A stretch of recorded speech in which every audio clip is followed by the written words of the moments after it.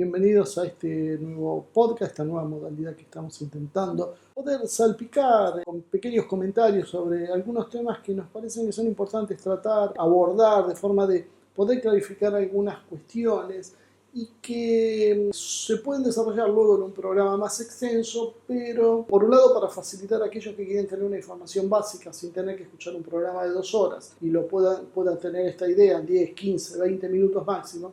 Y por otro lado, porque nos parece que nos da más agilidad, no requiere tanta preparación y eso es importante para poder sumar más material que lo que estamos haciendo hasta el momento. Hoy el tema que vamos a abordar es el tema del hispanismo. Es un tema que genera muchísimas confusiones, que genera también urticarias en algunos sectores y en otros un amor desenfrenado. Y lo que es importante es comprender primero de qué se trata, porque hay innumerables confusiones y muchas veces son generadas por algunos sectores de los propios hispanistas que con sus posiciones no terminan de clarificar la cosa. En primer lugar, creo que lo importante no es el nombre en sí, sino la idea. Puede ser hispanismo, pero por ejemplo Santiago Arnesilla usa un nombre que a mi juicio sería mucho más interesante de adoptar, que es el de iberofonía. Es más claro, es más abarcador, no suscita dudas de dónde va Brasil, si juega o no juega en esto, si es una construcción a espada,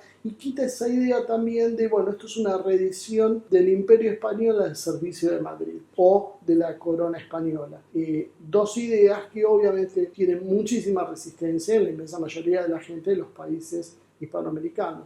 Por lo tanto, no es extraño, no está mal que nosotros hablemos de este tema y tratemos de darle alguna vuelta de tuerca para que se entienda. Por ejemplo, los sectores de izquierda y progresistas hablan de la patria. ¿Qué es la patria grande? La patria grande es la unidad latinoamericana, es decir, todos los pueblos ubicados al sur del río Bravo, pero también, si creo que si nos apuran un poquito, como patria grande también se podían incluir los hispanos que viven en Estados Unidos. ¿Cuál es la diferencia entonces con la idea del hispanismo? El tema de sumar a España o a Portugal. Ahora, la idea de sumar a Portugal y España tiene un agregado interesante. Por un lado es una pata en Europa, por otro lado tiene que ver con nuestra identidad, porque a veces esto es para mucha gente muy chocante, pero un argentino y un mexicano no tienen en común su antepasado indígena, porque eran distintas tribus sin ninguna conexión entre ellas, con costumbres absolutamente diferentes, idiomas diferentes, dioses diferentes, etc. Pero lo que une al mexicano y al argentino es la lengua española, la ideología cultural que deviene precisamente de esa hispanidad, la idea religiosa que tiene que ver con el catolicismo. Esos son los ejes principales, las tradiciones, y que facilitan el proceso de unidad. Ni siquiera esto también tiene que entenderse claramente que esto no es un modelo de reedición imperio español basado en una monarquía citada en Madrid, sino que esto en realidad lo que vemos es la identidad del pueblo hispano. En definitiva, lo que es importante de estas situaciones es poder rescatar la idea de unidad y la proyección, además, que le otorgaría esa idea de hispano o iberofonía, Hispanoamérica o de iberofonía, porque además puede incluir pueblos tan lejanos como las Filipinas. Si bien esto no es lo esencial, creo que si se hace un esfuerzo de todas partes, se puede ver que el modelo es bastante coincidente. ¿Qué problemas se enfrenta esta idea? Bueno, uno de los grandes problemas que enfrenta es el tema del indigenismo que ha adoptado la izquierda y el progresismo. Esta idea del indigenismo no es ser justos, ayudar y darle a los pueblos indígenas territorios para que vivan, que mantengan su cultura y demás, sino es la idea de utilizarlos como una herramienta para quebrar y subdividir los países hispanoamericanos o iberoamericanos. La idea del indigenismo en realidad está siendo impulsada desde el mundo anglosajón, específicamente desde Londres, donde vemos, por ejemplo, el conflicto con el pueblo mapuche. Es un conflicto que apunta a fracturar y dividir los estados soberanos, por ejemplo, de la Argentina y de Chile. Pero esta historia de conflictos se ha repetido en muchos países de la región y en general terminan siendo funcionales a los poderes que curiosamente podríamos llamar de imperialistas o globalistas. Esta situación hace que deban ser reexaminados, porque cuando se habla de un hispanismo o una iberofonía, en realidad se habla de territorio donde existen diferentes tipos de pueblos, en una concepción que en algún momento vamos a poder debatir, que tiene que ver sí con lo que fue los espacios de antiguos imperios, que permiten de alguna manera sumar pueblos con culturas diferentes, pero que están dentro de este espacio geográfico y tienen una aproximación a estas ideas culturales que habíamos hablado al principio. El indigenismo está siendo en realidad entonces una herramienta para favorecer no la unidad de la patria grande, sino exactamente lo contrario, fragmentar y dividir. Cuando se hablan de estados plurinacionales, en realidad, más que el reconocimiento de los sectores indígenas, lo que estamos haciendo es sembrar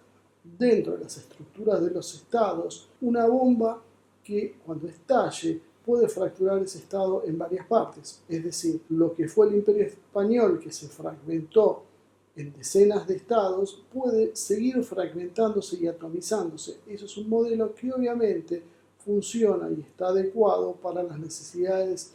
En su momento fue del mundo anglosajón, que eliminaba a un rival, pero hoy serviría para fortalecer el modelo globalista, que se basa precisamente en la atomización de los pueblos para de esa manera despojarlos, no solo de su riqueza, sino de cultura, y poder instaurarle esta cultura global materialista, hedonista e individualista que se promueve. La idea del hispanismo en este caso sería que se haga una integración lo más igualitaria posible en términos sociales y que se dé en función de establecer un diálogo para conocerse mutuamente las partes. Estas ideas, como decíamos internamente, dentro de la región, que se dividen en lo que podríamos decir hispanismo, patria grande, y las semejanzas son muchas, sin embargo, son ideas que en principio para ambos sectores serían irreconciliables. ¿Por qué son ideas irreconciliables? Porque esos sectores creen ver el enemigo en el otro, porque si tienen un 90% de coincidencias y un 10% de diferencias, van a trabajar exclusivamente sobre las diferencias y las van a ahondar.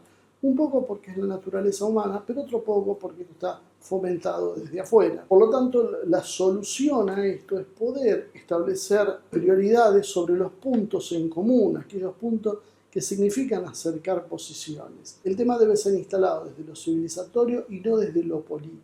¿Por qué? Porque lo civilizatorio permite la mirada en profundidad. Una civilización puede tener distintas formas de gobierno. En cambio, cuando se instala desde lo político, uno lo hace ya no desde la política en mayúsculas, sino de las pequeñeces, y donde las diferencias sobre la concepción del modelo económico, si el Estado tiene que tener más o menos protagonismo, es un factor divisor. Esta es una discusión que en todo caso deberá quedar para más adelante.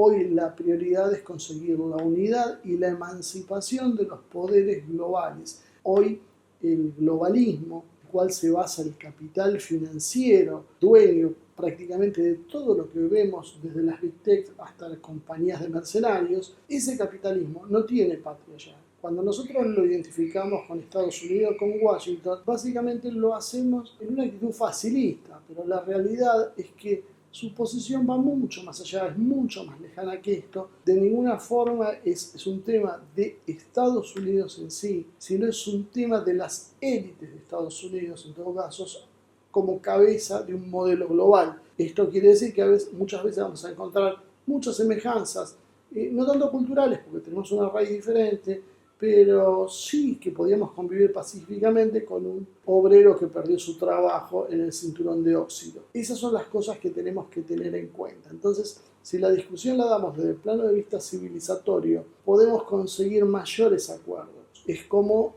un país. Un país no se genera en función de una ideología. Son muy pocos los casos que se dan así y en general han sido polémicos. E inclusive países como China, que se definen como países marxistas, se adoptan el marxismo, hacen una fusión cultural y ese marxismo lo adaptan a su propia realidad en función de una experiencia. Entonces, yo creo que nosotros tenemos que tener un pensamiento que apunte más a comprender esto como un fenómeno de unidad. La prioridad es conseguir la unidad. Después veremos el modelo político que lo hagamos. Porque si no conseguimos la unidad previamente, todo el resto simplemente es algo vacío, sin sentido. Sin unidad jamás vamos a poder conseguir ningún punto de anclaje donde podamos construir una realidad distinta. Va a ser siempre un sueño utópico que se va a ir postergando ante precisamente la incapacidad de materializar las políticas. Y vamos a encontrar precisamente con esto que tanto por izquierda como por derecha la idea puede ser aceptada o rechazada. Obviamente ningún trotskista va a aceptar esto, obviamente muchos progresistas no lo van a entender, pero también va a pasar con muchos nacionalistas duros que no van a buscar la idea de integrarse con otros países. Esto no habla de borrar identidades propias, sino reafirmar las identidades propias dentro de un esquema mayor. Nos puede gustar o no la idea, pero simplemente tenemos que entender que en el mundo hay dos modelos que están en puta.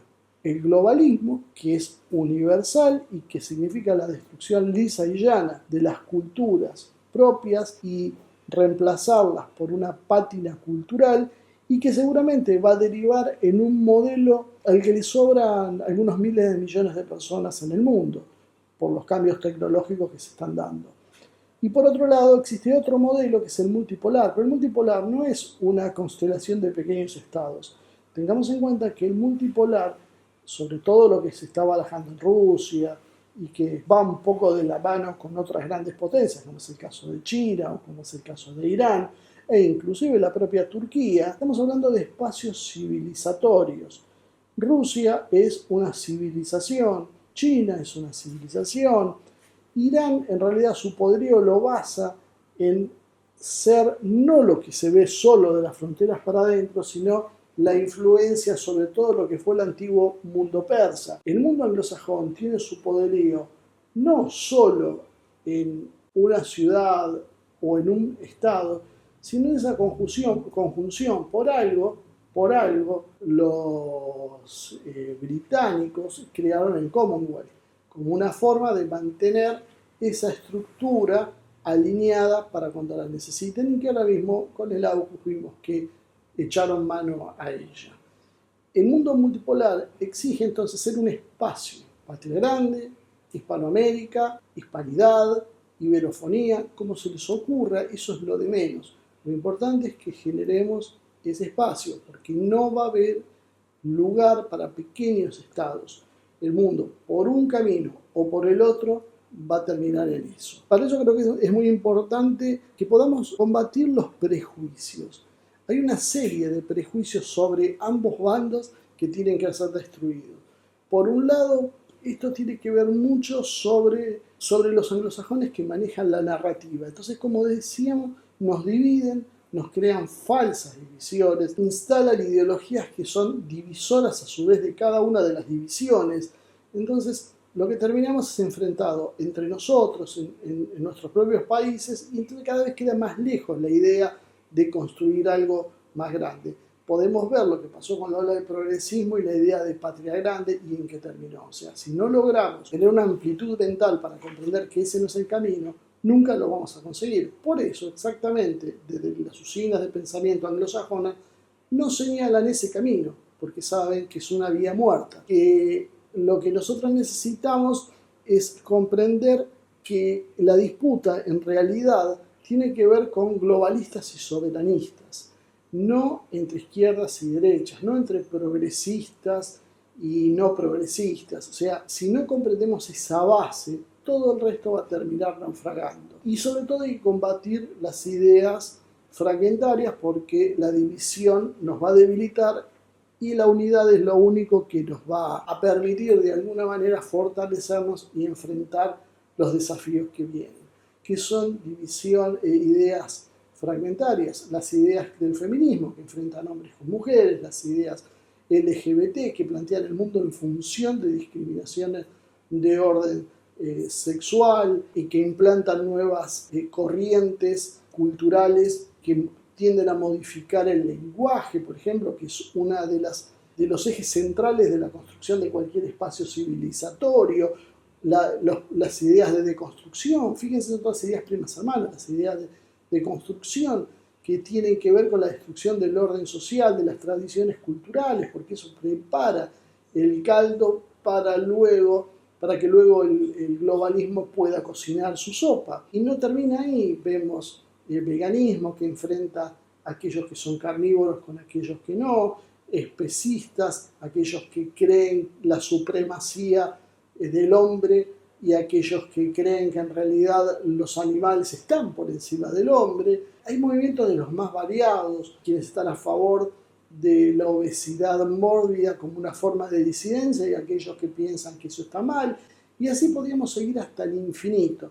Muchas de estas ideas, bueno, y la ecología, que es una de las grandes cuestiones, el tema del calentamiento global, porque además eso significa la parálisis de la capacidad productiva de las naciones. Entonces, cuando nosotros vemos esto, lo que nosotros vemos es que cada una de estas ideas que nos van arrojando tiene el potencial de generar polémica y dividirnos, sobre todo cuando la minoría es apoyada con fondos, con publicidad, con propaganda, y la mayoría es oprimida y no se le da la voz. Es un cóctel para el desastre, que es lo que están haciendo constantemente en nuestros pueblos. Entonces nosotros tenemos que ser más inteligentes e ir por encima de eso. Y no creernos todo lo que nos cuentan. La idea de que el globalismo es un modelo marxista es una idea que raya lo ridículo. Sin embargo, mucha gente lo defiende. ¿Por qué lo defiende? Porque creen que Alberto Fernández está llevando a cabo un gobierno marxista o que Pedro Sánchez en España gobierna el marxismo. No, eso no es marxismo. El marxismo real era tomar el control de los medios de producción, socializar la propiedad privada de los medios de producción. Ese era el eje del marxismo. El resto lo podemos discutir y muchas cosas que se están publicando no tienen nada que ver con lo que se ejecutó, por ejemplo, en la Unión Soviética con Stalin. Entonces, hay mucha confusión en eso. Y quienes generan esa confusión, una vez más, vienen de las usinas angloamericanas. Desde allí se genera esta historia de comunistas y libertarios. No estamos viviendo en un mundo comunista, no hay comunismo a la vista. Inclusive el propio marxismo chino está muy adaptado y podemos decir que su socialismo tiene unas características que hacen que mucha gente crea que es comunista. Y esa misma gente es la que a la vez asegura que China es un país comunista al servicio de las élites de la City de Londres. ¿Cómo puede ser que un país como China, cuyo control está en manos del Partido Comunista y del Estado, y que ha dado pruebas de ello cuando borró del mapa a Jack Ma, por ejemplo, cuando creyó ser más importante que el país y que él podía liderar, cómo ese país se va a subordinar a un modelo corporativo donde las corporaciones son eminentemente privadas y anónimas y los estados pasan a ser nada más que un apéndice, y los partidos políticos no más que meros ejecutores de lo que deciden las corporaciones. O sea, son modelos absolutamente inventados, no tienen nada que ver, pero esta confusión genera una reacción del otro lado que tampoco evalúa y piensa cuáles son las consecuencias. Esto es como contaban cuando se produjo el Euromaidán en Ucrania, donde los francotiradores disparaban sobre las multitudes que estaban a favor y en contra. ¿Cuál era el objetivo de eso? Que se enfrenten, que se peleen y que no lleguen a un punto de acuerdo. Bueno, acá lo que se está haciendo es exactamente eso. Entonces vemos las posiciones extremas. Por un lado, de las izquierdas que piensan que todos los hispanistas quieren restaurar el poder de la monarquía española y ponerlos como furgón de cola de ellos, y por otro lado los otros que ven marxistas hasta en la sopa.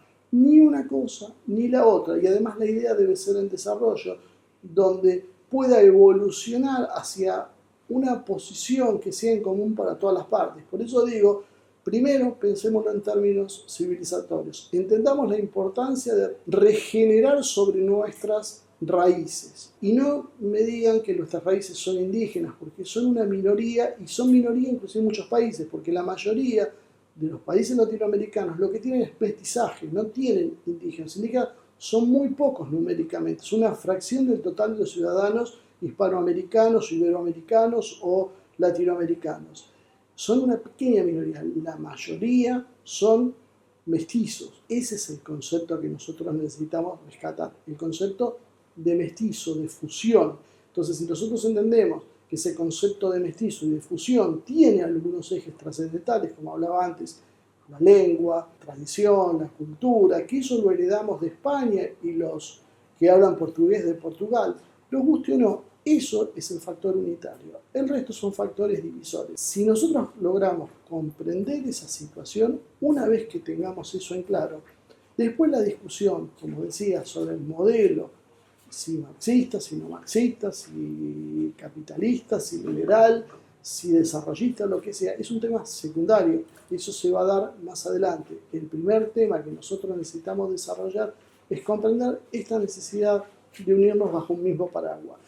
Mientras tanto, nosotros debemos resistir la tentación de la individualidad, de ser nosotros, de encolúmnese detrás nuestro, seguir ideas, debatir ideas, no debatir hombres, despojarnos de las ideas preconcebidas que nos han ido instalando de a poquito para que no podamos avanzar y básicamente pensar desde cero para poder construir una identidad en base a lo que tenemos. Nosotros tenemos una arcilla y con eso tenemos que construir la identidad. Cuando logramos hacer eso, ahí va a ser cuando podamos avanzar y dar un paso en el sentido correcto. Mientras tanto, lo que tenemos que apelar es a abrir la mente, a no ser dogmáticos, a tratar de comprender al otro, a pararnos en los puntos en común que nos dividen, a dejar para un segundo plano las cuestiones ideológicas y centrarnos en cómo generar el proceso de unidad. Una vez que generemos el proceso de unidad, podemos empezar a discutir qué es lo mejor para nuestro espacio civilizatorio. Porque las disyuntivas son o conseguimos hacer eso o vamos a desaparecer aplastados por otros poderes mucho mayores que pueden tener muchos problemas, pero lo tienen resuelto desde hace rato.